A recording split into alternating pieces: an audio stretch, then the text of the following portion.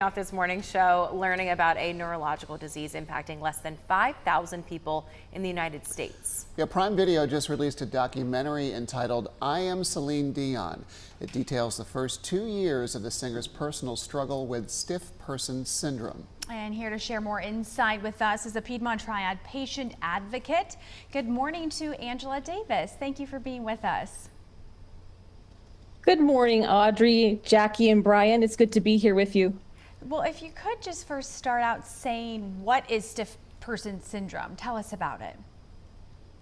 Stiff person syndrome is an extraordinarily rare neurological or neuromuscular disease with some autoimmune features. It affects 1 in 1 million people globally.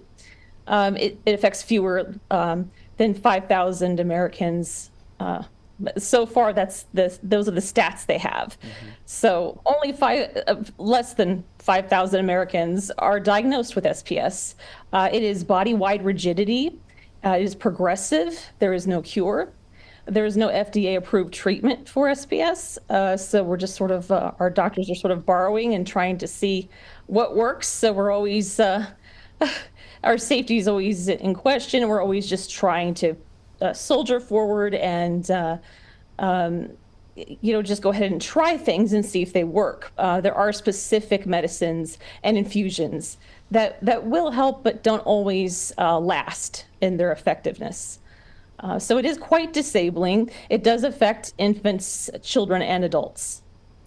And what are the different ways that people battling this disease, how are they impacted? You're talking about the different age ranges. Yes, I was actually born this way. I had birth trauma. My mother and I both almost passed away during my birth, and they couldn't figure out why I was so stiff and balled up and why this was so difficult to get my legs and feet pointing in the right direction, walking right. I wore braces the first 2 years of my life on my feet and legs, but no one could ever give a diagnosis at that time.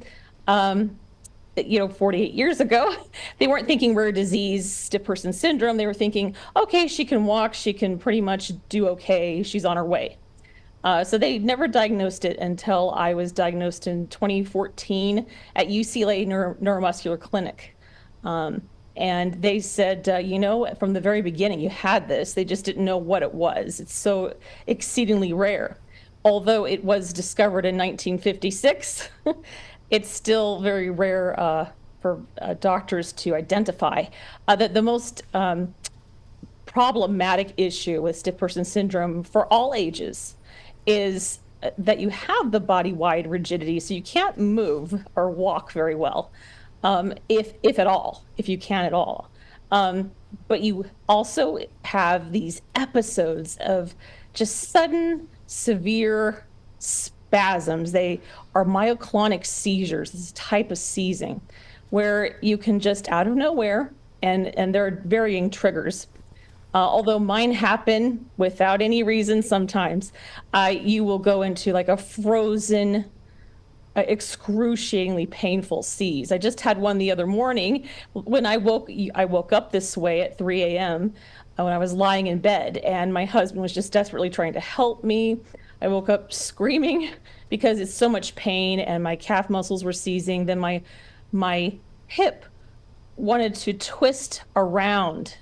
This is all involuntary. You can't control it. It happens often every day.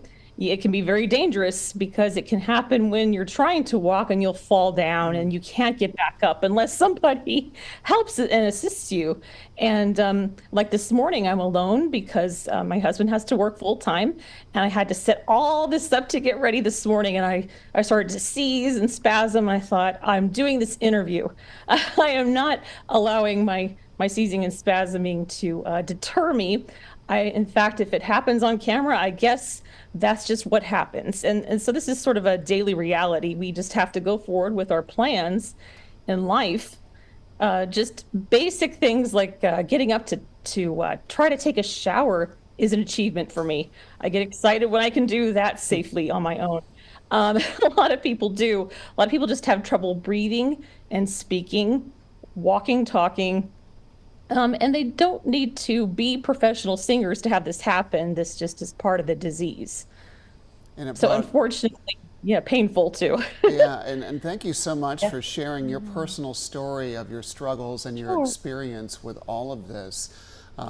Maybe this documentary will cast some of these things into to a brighter light, which leads me into our next question. Can you talk about some of the research efforts that are specifically being done here in the United States, and how important is this research to hopefully find a cure? Absolutely. Such an important question. Thank you, Jason. It's really the only stiff person center in existence in the world is at Johns Hopkins. And it's called the SPS or Stiff Person Syndrome Center. And they have been for decades now doing research. They're the only center in the world doing a regular research on SPS, and the top neurologist who is my doctor works there.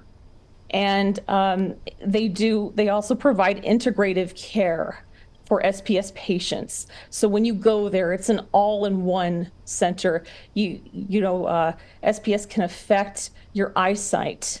It can impacts if you're blurry, dizzy, if you may have vision loss. They have ophthalmologists, neuro-ophthalmologists there who will see you in addition to your regular neurologist. And so it's just a wonderful thing because when you go to one place, you can have it all done. And then I volunteer my information for their research so they can go ahead and utilize that to help other patients and patients who are just getting diagnosed coming up behind me. I don't want them to struggle like I did for all my life. And really, I've been symptomatic for 30 years.